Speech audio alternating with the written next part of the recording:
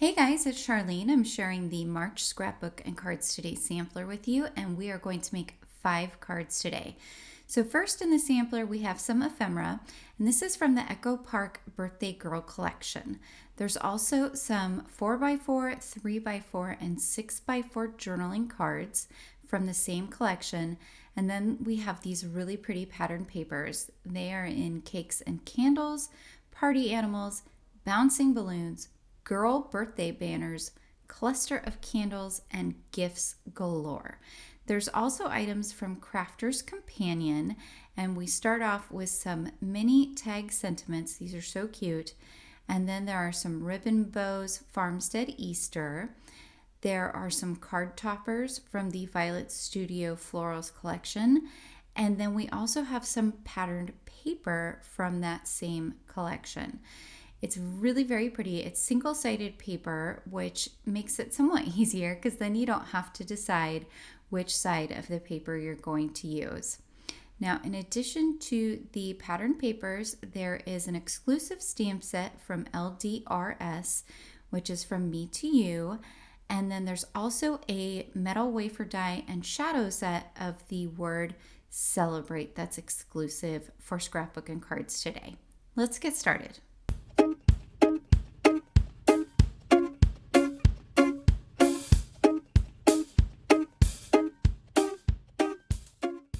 For my first card, I wanted to use the Celebrate word and shadow die set. So I cut out 3 of the word Celebrate in white cardstock and I'm layering them up. This is going to give my sentiment a lot of dimension on the card because it's going to pop up from the card. It's pretty easy to do. You just dot your sentiment with glue and then you layer them together and you kind of pinch around the edges until you got everything lined up. I find it's a little bit easier to do if you're using a heavier weight of cardstock. So I always use 80 or 100 pound cardstock when I'm doing this kind of layered word sentiment. And then I have cut out 1 of the shadow die in white as well because I'm actually going to do some heat embossing on the word die cut. This is really fun to do. It gives your sentiment kind of a different look. So once you get it all layered up, then you can come in and I just put a little bit of dot runner on the back of the word and attach it to a piece of scrap paper because that's going to make applying the embossing powder a lot easier. So I'm going to get it nice and covered in some embossing ink here. I'm using Versamark and I'm just going to tamp that down several times and then I can pour the embossing powder over the top. I'm using a light blue embossing powder that has some glittery kind of sparkles in it. So it's going to look really pretty. It's going to match that pattern paper that I'm going to be using from Echo Park, and it's going to look really nice on the card. So once I get that nice and covered, I'm going to come in with my heat gun and go ahead and melt everything. And I did actually do this twice. I just didn't do it both times on camera. So once I melt it this first time, all I do is I go back in again with the Versamark embossing ink and just tamp it down on top, cover it in more embossing powder, and then come back in with my heat gun a second time. And you can do that several times just depending on how thick you want your embossing powder to be. I wanted mine to be just a little bit thicker than 1 coat because I really wanted it to have some nice shine. Once I have that done, I'm going to go ahead and adhere it to the shadow die. And you can just see there, it looks so fun and kind of shiny from the embossing powder, but also up close it has a lot of little sparkles from the glitter that's in that embossing powder. So now I'm using some Stitch Scallops dies from Photo Play Say It With Stamps, which I really like these. So I'm using the largest one and I've cut out from that cute pattern paper that has little cakes all over it. And then I've got some dot runner and I'm adhering that to an A2 size card, which is 4 1/4 by 5 1/2. And I'm just going to center that on there. And then I'm going to use that fun piece of ephemera from the Echo Park collection there. And I also have this little tag from the ephemera. And I'm going to do kind of a faux layered tag, I guess, is what it's going to ultimately look like. Because I'm not going to put my sentiment on straight. I'm going to put it on kind of at an angle. First, I'm going to go ahead and adhere that little mini tag to the Let's Celebrate card there, and then I'm going to adhere the Celebrate die cut at an angle. I think that looks really, really cute at an angle. I don't know, you have to let me know down in the comments what you guys think. And the nice thing about when you're using that dot runner is you can kind of pick things back up and reposition them for a little bit if you need to. And then once it's been sitting there for a while, it kind of becomes permanent, which is awesome. So I'm just using some foam tape here. I'm gonna pop this whole center piece up on the card. Normally I would use craft EVA foam to pop these kinds of things up, but since I don't have a die for this piece, since it was just a piece of ephemera, I am using that foam tape, and it's really pretty simple to do and adds a lot of interest and dimension to your card.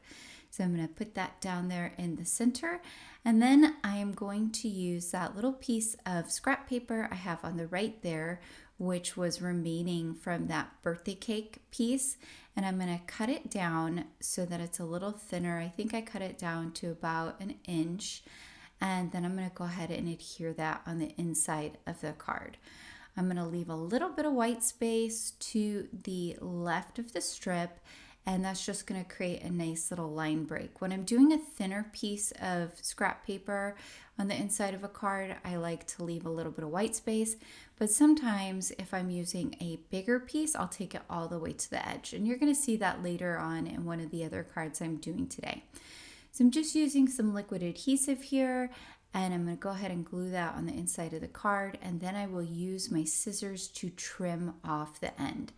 I like to keep my pieces a little bit long when I'm applying them because I find it's easier to trim them once they're on the card, and then I can make sure that I don't have a piece of paper on there that's too short. I want to make sure it goes all the way to the end of the card. Just make sure you're not adhering all the way on top of where the card is going to fold, because then your card's not going to close very well. So I'm coming in, I'm going to snip that piece off, and then I'm going to come in with this cute little piece of ephemera, and I'm going to add this to the inside of the card as well. I just think it's going to add a nice little cute touch on the inside that's going to match the outside, and that's why I love these ephemera packs like this. You can just do so much fun stuff with them.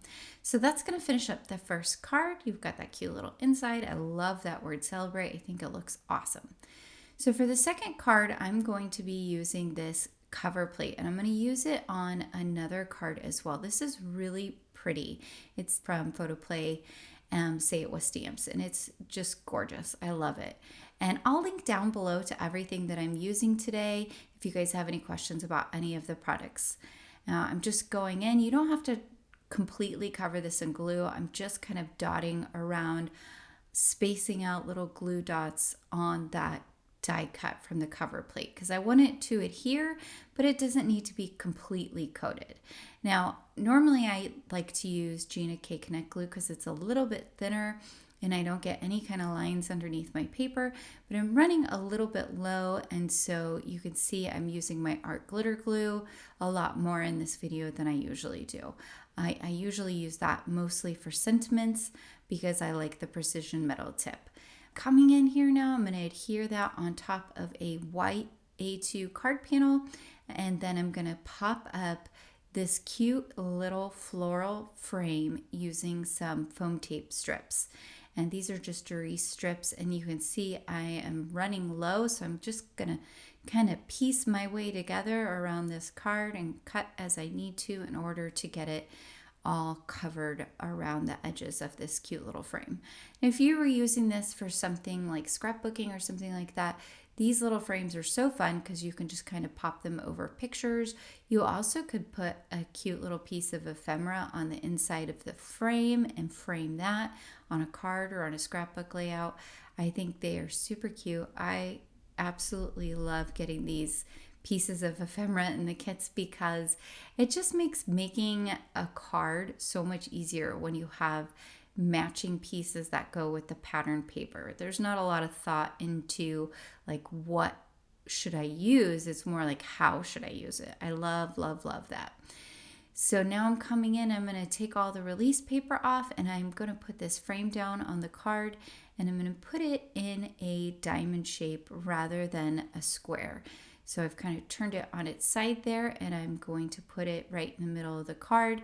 So I think this looks really pretty. You can see a little bit of the floral pattern from the border peeking through on the sides there.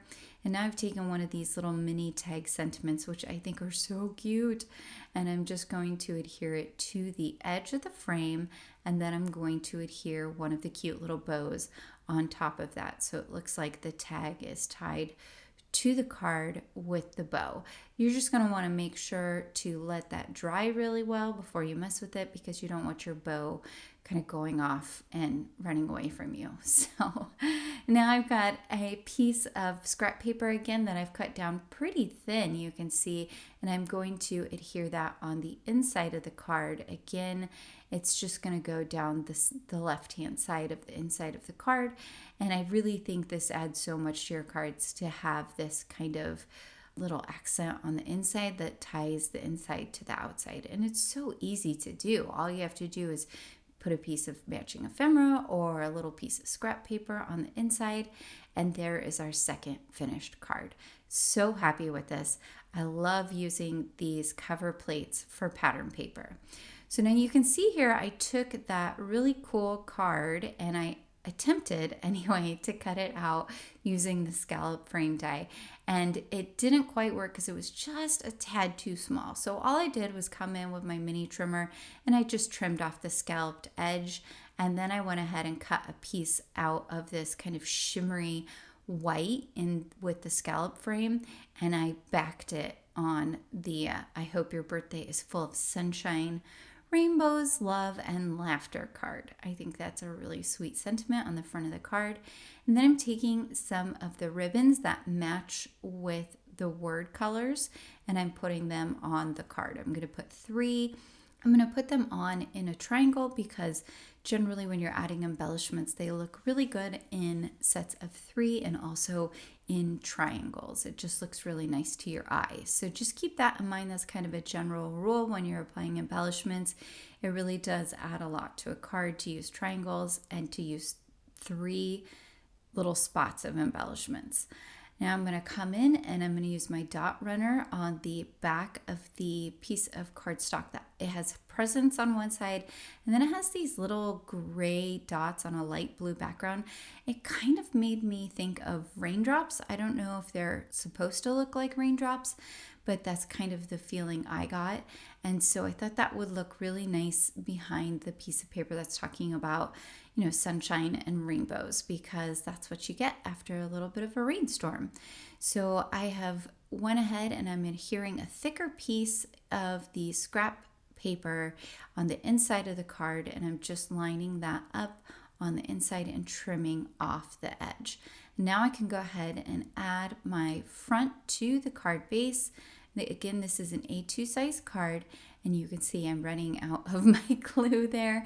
I thought I had edited that out, but I guess I didn't. You guys get to see me struggle with getting the glue out of there. There we go. We got some out. Yay. Okay, so now when I adhere this down, I'm actually going to adhere it down at a little bit of an angle, and it creates this kind of fun card front when you put it down on an angle like that.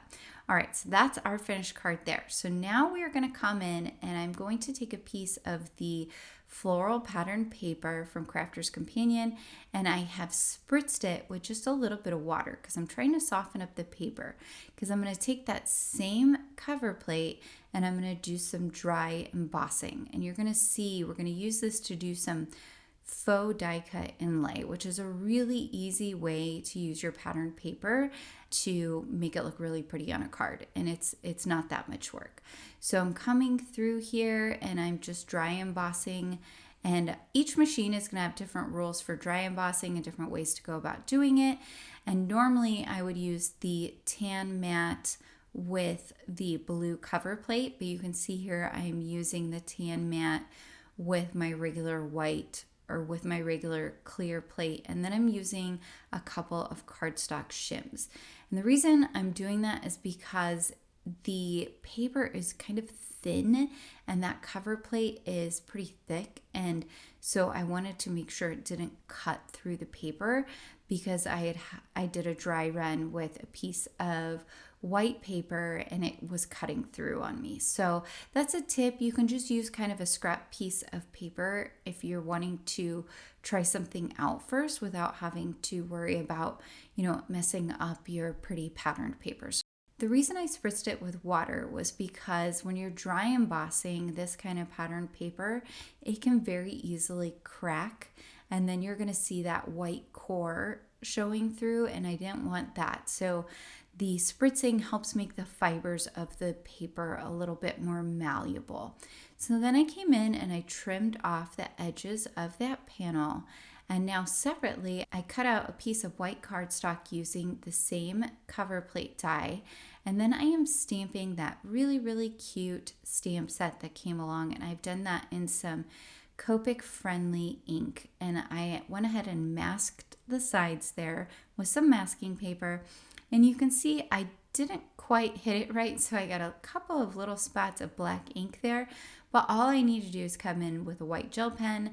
I love the white gel pens because they save me from lots of little mistakes like that. So now I'm coming in again and I'm going to glue all the way around the edge and then again in the center. And then I'm going to dot around on the inside on that floral area just randomly in order to get some good coverage. What's fun about this faux die cut inlay technique is you don't have to sit there and deal with trying to inlay a million pieces, but you still get the look of having the raised pattern paper through the spots of the cover plate. When you put your cutout piece down on the dry emboss piece, those little spots are going to kind of fit in like a puzzle and pop up a little bit. It looks really pretty.